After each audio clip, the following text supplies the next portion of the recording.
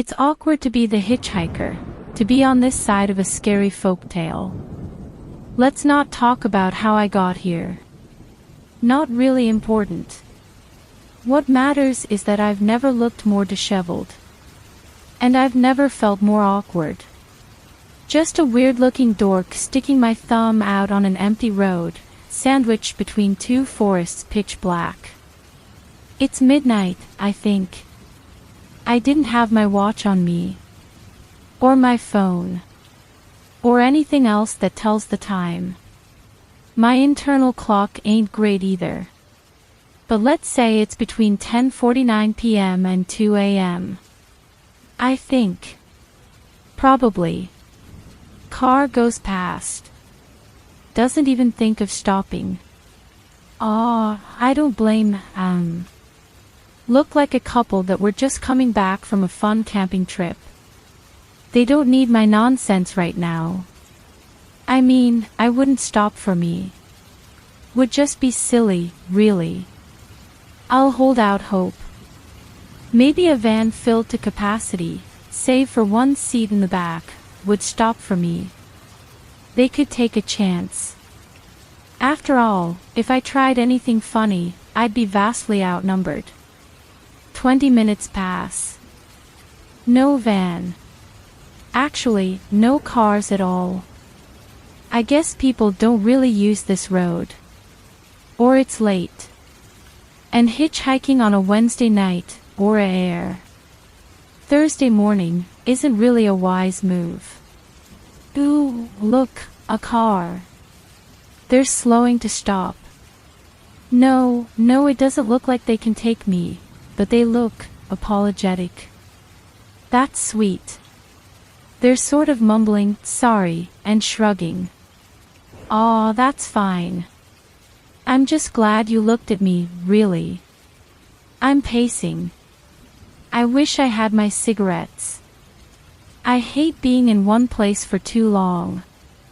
I hate being alone with my brain. I ruminate. I hear sounds coming from the forest and they creep me out. I think about worst-case scenarios all the time. You know how your brain can drum up something much scarier than anything real life can throw at you? Yeah. I just need to try to be present. Second thought, maybe I should just stay in my head. It's safer up here. The more mindful I get right now, the more it's clear I'm in the middle of the fucking road with no hope of getting home. There's a feeling of tension in my chest. It's tight. It aches. I breathe into it. It'll dissipate. I've lived with anxiety long enough. I have my tools. Yes, I did in fact notice the car in front of me on the road slowing to a stop. And no, I'm not gonna get my hopes up. Shit. The driver looks professional. Like she actually has her life in order. Hun, don't do this. Statistically, this isn't a good move. The odds are not in your favor. She looks like she just straightened her hair. Like she's coming from some sort of tech conference. Business casual. You could put her in a brochure. Fucking hell, she looks my age. Don't do this. I could be a maniac. I can wait for the van. You look like you've had a rough night, she says. I keep my distance from her. Hey, look, thank you for the kind gesture, but I'm actually kind of waiting for a car with more people in it. So that it's less weird for everyone, I respond. She laughs. Get in. I'll be okay. If I'm being honest, I'm praying for another car to come by. Nope. I get in.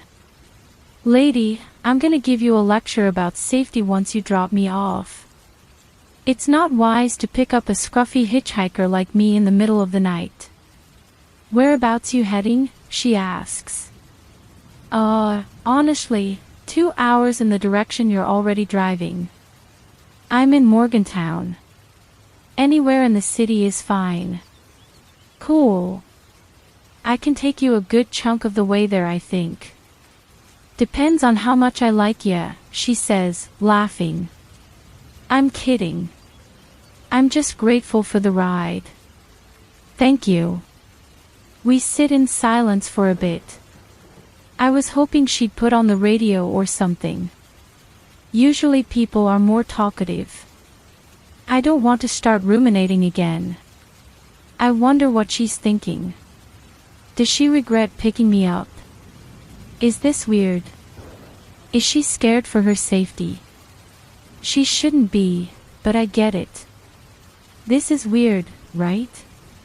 So, I do have to ask. It's Thursday morning at 1 a.m. What are you doing in the middle of the road? She asks. 1 a.m., nailed it. My internal clock is better than I thought. And look, lady, I know you just want to have a conversation, but I really don't want to answer this question. Retreat with my friends. We do it every year. It's a bit of a ritual, I say. She looked confused. Right. And does the retreat end with you standing in the middle of the road? Looking, the way you do right now. No offense. None taken. And, no. I left early. On not so great terms, I respond. She snickers. She looks at me. Kind of warm.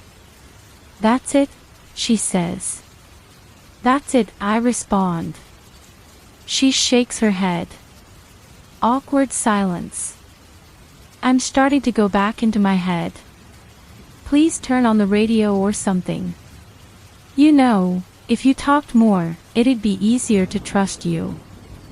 I mean, I did pick you up in the middle of the night, she says. I laugh. You're free to drop me off wherever you want. I feel weird about this too. It's kind of like when you're accidentally walking behind someone at night. And you feel weird. But you too are going the same way. And yet you stuck out your thumb. And got in the car, she says. Good point. I mean, it was a good point. It's good to self-reflect sometimes, right? I can be a hypocrite, sure. She laughs again. Okay, I'll tell you something about me. But then, you have to tell me more about you, she says. Damn it. She's cute. I picked you up because I've had benders before. In a past life. She motions to her clothes. I mean, come on, I didn't always look this fancy. I had to sort some shit out in my life. For someone who claims to be as grounded and put together as you are, picking me up was pretty silly. Again, statistically, a pretty stupid choice. And so, you know, I had nights where people would go out of their way to drop me off home. I've literally been in your shoes, you know. Disheveled, barely awake, drunk out of my mind, sticking my thumb out on an empty road. And honestly, it was just as scary getting picked up. But I trusted people. And they took care of me, and brought me home. So in a way, I guess I'm paying it forward. I have full trust that the universe balances things out, she says. She said all of that with a smile. Kind of endearing. Not sure if I trust all of that, but endearing nonetheless. I begrudgingly nod. That's actually kinda wholesome. Now you, she says back. I sigh. This road runs long. It's kinda scary outside. Maybe if she likes me enough she'll take me all the way home. I don't want to be out on the street again. I'll open up. A bit. Alright, so, you ever have that group of friends where you've changed so much as a person that you probably shouldn't be friends with them anymore, but you also feel obliged to show up when they ask you to come out? I ask. She snickers. So you end up going out to that stupid event you know you shouldn't be going to. And you regret it immediately, she says back. Exactly. So I go. Because we're all buddies, right? And we go way back. Except, I don't like the idea of getting trashed at a hostel. And having to give the group my phone, my keys, my wallet, everything. Play that stupid game we all play, I say. Stupid game. I sigh. Alright, but you have to promise to not judge me, I say. She shrugs. Her eyes say, you can't stop me. Fine. The game is, basically, that, each of us has to hit the town and find a girl to, bring back to our room. Anyone who doesn't succeed has to sleep outside without any of their belongings, I say, embarrassed. Wow, she says. You and your friends really are chauvinistic morons, aren't you? I make a face. Like I said, I really shouldn't be friends with them anymore. Oh, I'm kidding, she says. You shouldn't let your guard down too quickly. I haven't finished my story yet. I take a beat, then I continue. I came this time, but my terms were clear. I'll hang out, we can drink, and I'm happy to be a wingman to anyone playing that stupid game. But beyond that, I won't be participating. I want to stay at home, kick back, and have a relaxing time. You didn't really think they'd let you not participate, did you? She says. I did. That's why I came. Really? She asks. Really? She shakes her head. Moron. You're almost getting too comfortable with me now. I say. Great diversion. But you didn't tell me the whole story, did you? She responds. You know, if I had cigarettes and a light, I'd be happy to go back onto the street. But I don't. Alright, you win. Okay, well, they pulled their bullshit on me. I had a couple of drinks in me, and slowly those assholes grabbed my keys, my wallet, my phone, my fucking smokes. Little by little. Pricks. Fuck, I'm getting heated. I'm scaring her, aren't I? By the time I knew the jig was up, they all got together to try to pick me up and throw me outside. You know, force me to play that dumb game with them. Force me to bring a girl back to our room. I'm rambling. Let's try to cool it. You lost your shit, didn't you? I lost my shit, I respond. I freaked out. I'm not usually an angry drunk, but something in me snapped this time. Mark grabbed me by the legs and Francesco had my arms and they were trying to drag me outside. They were laughing. So I started kicking. And punching. Hard. Once I got my footing, I was just straight up swinging at them. Full force. I feel like I did some damage. Nothing, like, too severe, but, you know. Mark fell to the floor. I kept hitting him. Everyone eventually tore me off of him, but I was still, like, lashing out. Not physically anymore, but verbally. Like, emotional abuse. It was weird. God damn it, I need to save this shit for therapy. Anyways. They just looked at me, mortified. Like I was a freak or something. And so, I walked out the front door. And here I am. Took me 15 minutes of walking to realize that I didn't have my phone, Keys, wallet, cigarettes. Anything. I wanted to go back inside to ask them for my stuff, but it just felt so weird. Like something was stopping me. Just think it would have been so awkward, you know. To freak out, punch my friends, and then come back and say sorry. I know I'm rambling, by the way. I kind of get stuck in my head sometimes. Sorry. Really wish I had a cigarette right now. I say. Fucking hell, I can't even look at her. She's staring at me like I'm a fucking moron. Keep your eyes on the road please, ma'am. Dude, you're a fucking moron, she says. I know. What are you gonna do about your stuff? She asks. I don't know. I'll just call them or something. Later. Like, in a few days. To apologize.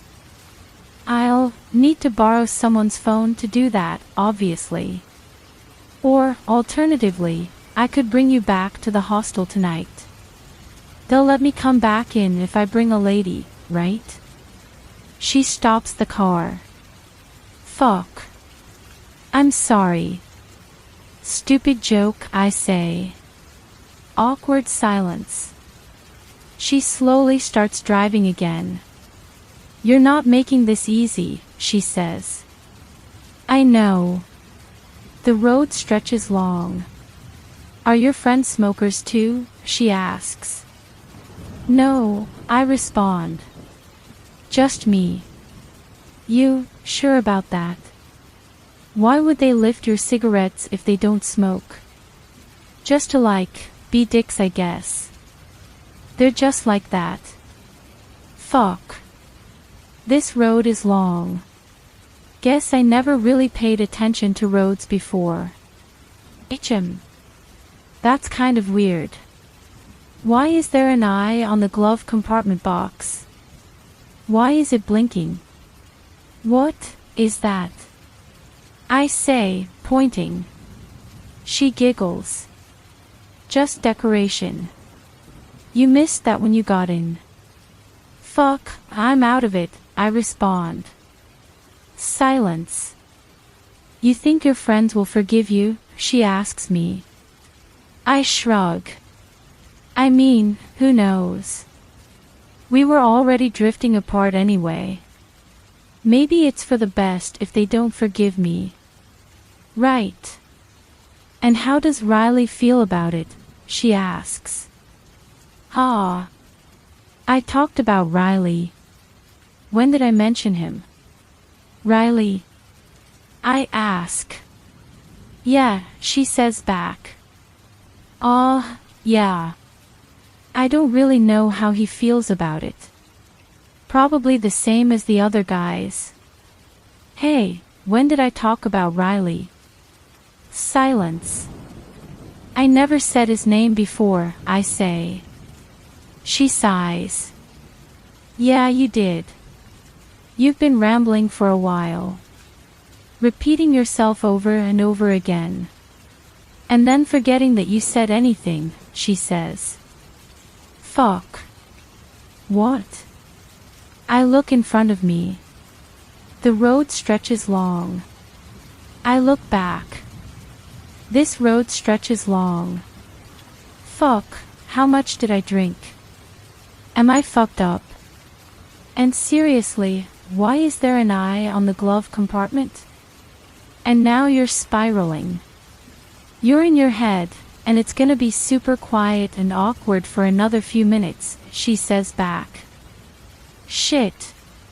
Keep it cool, dude. Clearly, my hitchhiker etiquette needs some work. I'm being unseemly. Sorry, weird night. It's fine. Just, take a chill pill, Michael. Breathe in. Relax. It's all good, she says. I never said my name before, I say. You are really forgetting stuff. No, I'm not actually. And I hate to use a very overused term, but it feels like you're gaslighting me right now, I respond. Look, I'm not comfortable with you freaking out at me, she says. Just look out your window, take a breath, and cool it. I'll get you home.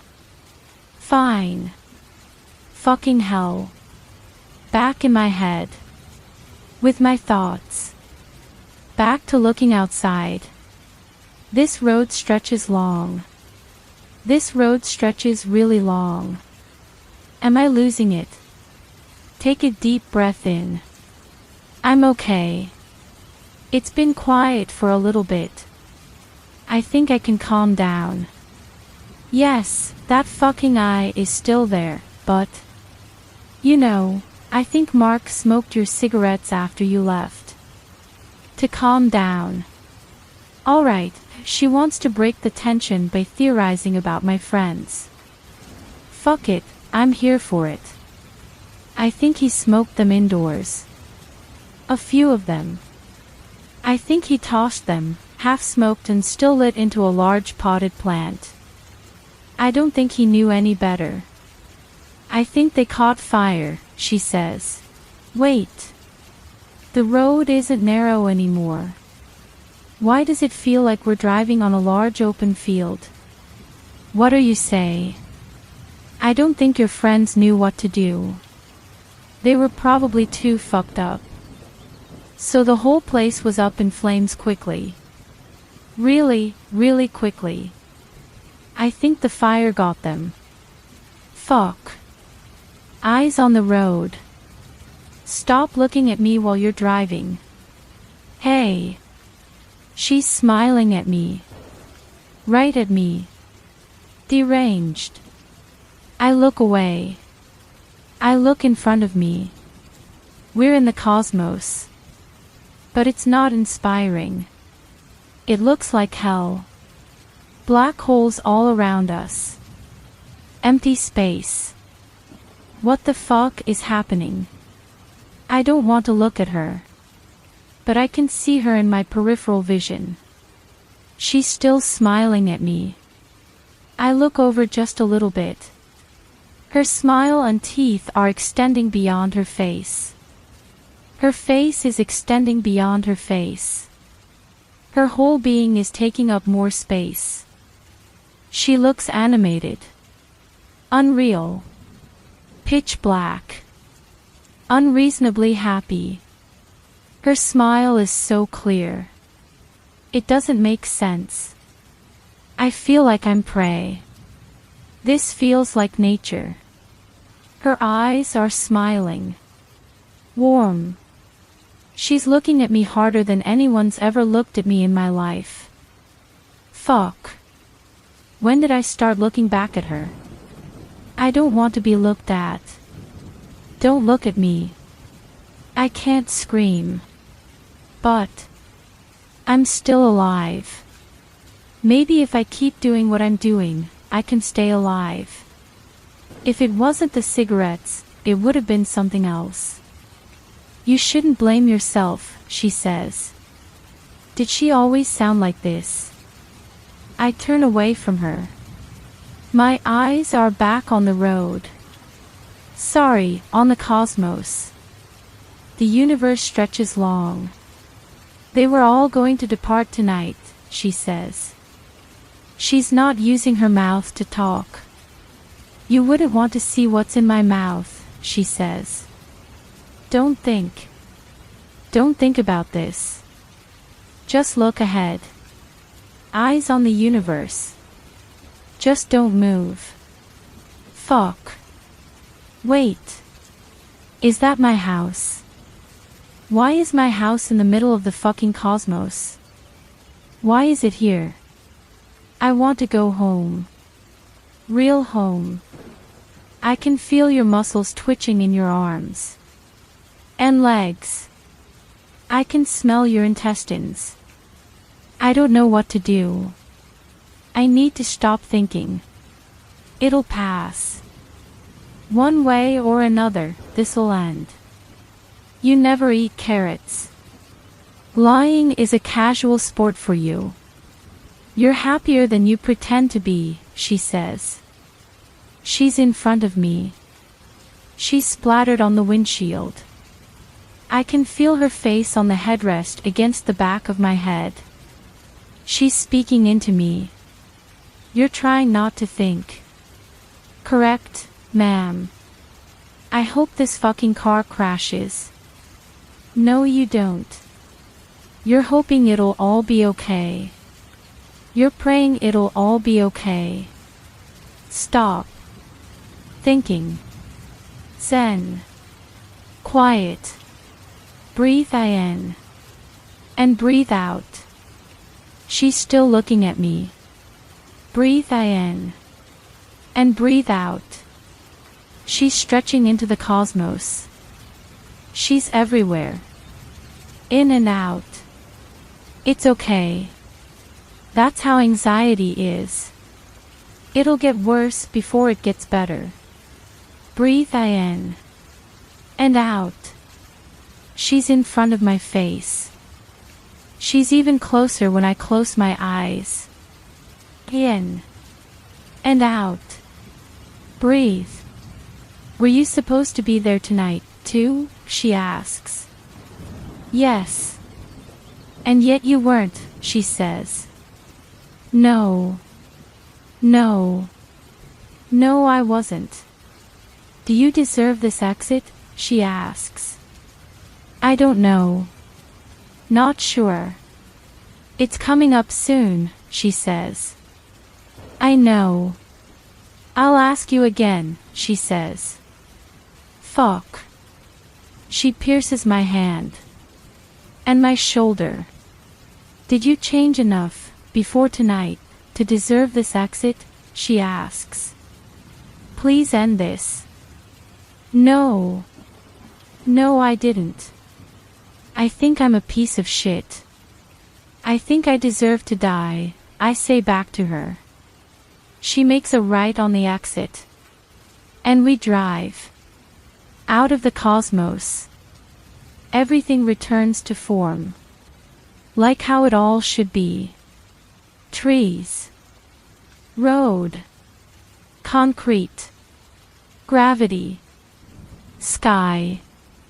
And I'm home. That's it. I'm home. It's morning. The sun is coming up. Pardon the cliché, but I actually think I hear birds chirping. And she's business casual. Professional. All put together. But I'm bleeding. From my hand and my shoulder. And that eye on the glove compartment box is still there. We're parked. On the street right in front of my house. Okay. I've always been particularly shit at saying goodbye to people who dropped me off. I open the car door. I trudge onto the sidewalk. I look back at her. I close the car door. A slow trickle of blood onto the sidewalk. A little bit on her car. Sorry about that. I should go inside and get myself cleaned up. Fuck. No keys. We're looking at each other. You said some really mean stuff about yourself back there. You shouldn't sell yourself short, you know. She says it with a smile. I believe her. I do a half wave, and before I can think to myself, please God just fucking drive off fucking please, she starts driving off. Down the long road. It stretches long. And long. And long. And long. And she's in view still. Smaller and smaller. And then she's gone. It's kind of nice outside. Never realized how pretty this neighborhood is. Maybe I'll stand here for a little while.